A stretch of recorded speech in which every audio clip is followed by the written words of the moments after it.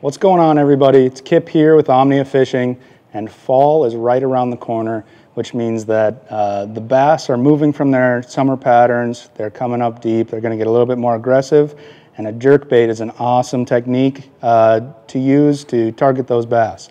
So today we're talking about jerkbaits. We're going to go over the rods, the reels, line, terminal tackle, and some of the baits that you'd need to take this technique during the fall and target some of those bass. So to start off with the rods, there's two type of rods that you might see in the jerkbait world, but typically you're looking for let's call it a 6/8 to a 7-foot medium light to medium powered rod with a moderate fast or fast action. This one here is the Daiwa Tatula Elite. This is Seth Feider's jerkbait rod. It's a medium light, and this one's actually a regular bend, and you can see that with this rod, but it bends fairly deep into the blank, and it's a very soft rod. So this particular rod would be well suited for like your 110 juniors or smaller jerkbaits, things of that nature, and shallower water. So this is one option that you could go with, but the other option, and probably our best selling jerkbait rod here at Omnia Fishing, is something like this X-Bride. It's a 610 medium, and I believe this is a mod fast action. It might be a fast, but this has a lot more power, not quite as soft of a tip, so this is well suited for your traditional size jerkbaits, a Vision 110, your Duo Realis 120s, I think they are. But this rod has been a staple in the jerkbait fishing world for years now, and the new X-Pride Bs are no exception. This is a killer rod. So once you've got your rod picked out, again, a 6.5 to 7 foot medium light to medium powered rod, you're going to need a reel. And for me personally, the main thing I look for in a reel is a small frame. The way you're working a jerkbait is the tip of your rod is down, and you're ripping it every couple seconds, 2 to 3 times, 2 to 3 at a time sometimes. So I want a reel that's comfortable, small. It doesn't need to hold a lot of line, and these two have been my favorite personally. So I've got the Shimano Curado 70 and the Daiwa Tatula SVTW70. These reels are both very small, easily palmable, and they have a 70 size spool, which means it's not going to hold a ton of line, which you don't need for a jerkbait. Typically, we'll get to it in a second, but you're throwing 10 to 12 pound test fluorocarbon at the max. A 70 size spool is going to hold plenty of that. So a couple of things that differentiate these two reels. The Curado has a MGL spool. For those of you who aren't familiar, that just means that the spool is heavily ported. You probably can't see it, but there's a bunch of holes in the spool. That makes the spool lighter and makes it faster. So this reel is a rocket. You can cast it a mile. The one downside to an MGL spool, in my experience, is that they are a little squirrely because they're so light, so fast. You can cast a mile, but if you've got a bunch of wind, you're going to have to dial in your brakes a little bit. But outside of that, this is a fantastic reel. And the Tatula, the SVTW70, same thing goes, small, shallow spool, but this has the SV spool. Essentially, it's a lot more controlled. You can still cast a decent ways with this reel, but that SV technology, the brakes are just a little stronger. I found that I can cast better into the wind with this reel versus the Curado. And then the last thing to touch on with reels is gear ratio. For me, I want just about as fast of a reel as I can get.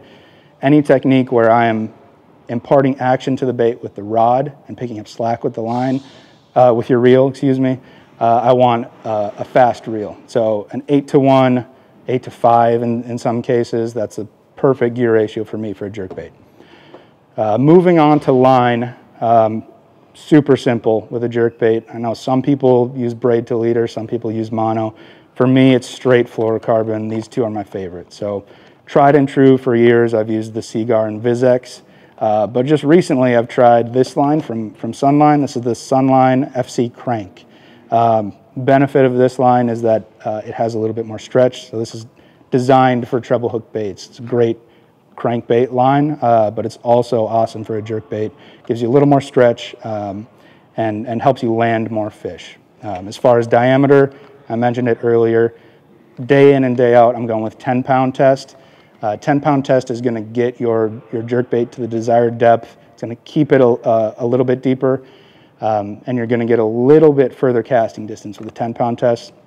If you're around hard cover, a bunch of rocks, maybe some laydowns, brush piles, bump it up to 12-pound test, and you'll be just fine. Let's go to baits first and then work our way to terminal. Baits, this is probably no surprise to you, but the go-to for me and around the office is going to be a Vision 110. They make it in a junior. That one's awesome too. But the 110 and the 110 plus one are my go-to throughout the fall. If the fish are a little bit deeper in that, you know, if I'm fishing in 12 feet or so, that 110 goes, I believe, from like 7 to 9 feet. If you're throwing on a 10-pound, you can probably get it down to 10 feet. If they're up shallower, early fall, that Vision 110 is around the 4 to 7 foot range, I believe, 4 to 6 foot. I might be wrong there. But these baits are incredible. They've got a weight transfer system.